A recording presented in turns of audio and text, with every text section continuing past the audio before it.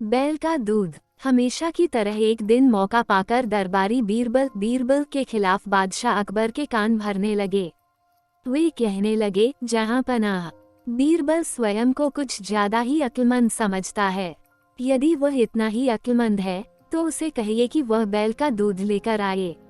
दरबारियों की बातों में आकर अकबर ने बीरबल की अक्लमंदी की परीक्षा लेने की सोची। बीरबल उस समय दरबार में उपस्थित नहीं था। जब वह दरबार पहुंचा तो अकबर बोले, बीरबल, क्या तुम मानते हो कि दुनिया में कोई कार्य असंभव नहीं? जी हुजूर, बीरबल ने उत्तर दिया। तो ठीक है, हम तुम्हें एक काम दे रहे हैं, तुम्हें उसे 2 दिवस के भीतर करना होगा। फरमाइए हुजूर, आपके हर हुक्म की तामीली मेरा कर्तव्य है। बीरबल सिर झुककर अदब से बोला, जाओ जाकर बैल ऑक्स का दूध लेकर आओ। अकबर ने आदेश दिया। आदेश सुनकर बीरबल भौंचक्का रह गया। इधर दरबारी मन ही मन बड़े प्रसन्न हुए। वे जानते थे कि यह कार्य असंभव है क्योंकि दूध गाय देती है, बैल नहीं। क्यों बीरबल, तुमने कोई जवाब नहीं दिया? अकबर बोले, बीरबल क्या कहता, वह बहस करने का समय नहीं था। हामी भरकर वह घर लौट आया। घर आकर उसने गहन सोच विचार किया, अपनी पत्नी और पुत्री से भी चर्चा की। आखिरकार सबने मिलकर एक उपाय निकाल ही लिया। उस रात बीरबल की पुत्री अकबर के महल के पीछे स्थित कुएं पर गई और पीट पीट कर कपड़े धोने लगी। अकबर के महल की खिड़की उस कुएं की ओर खुलती थी। जोर जोर से कपड़े पीटने की आवाज सुनकर उनकी नींद खुल गई।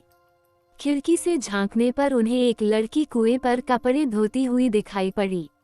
अकबर ने वहीं से चिल्लाकर उस लड़की से पूछा, बच्ची, इतनी रात गए कपड़े क्यों धो रही हो? बीरबल की पुत्री बोली, हुजूर, मेरी माता घर पर नहीं है, वे कुछ महीनों से अपने मायके में हैं। उनकी अनुपस्थिति में आज मेरे पिता ने एक बच्चे को जन्म दिया। दिन भर मुझे उनकी सेवा शुश्रूषा करनी पड़ी, कपड़े धोने का समय ही नहीं पाया, इसलिए रात में कपड़े धो रही हूँ। कैसी विचित्र बात कर रही हूँ बच्ची, आदमी बच्चे पैदा करते हैं क्या? अकबर कुछ नाराजगी में बोले, करते हैं हुजूर, जब बैल दूध दे सकता है तो आदमी भी बच्चे पैदा कर सकते हैं।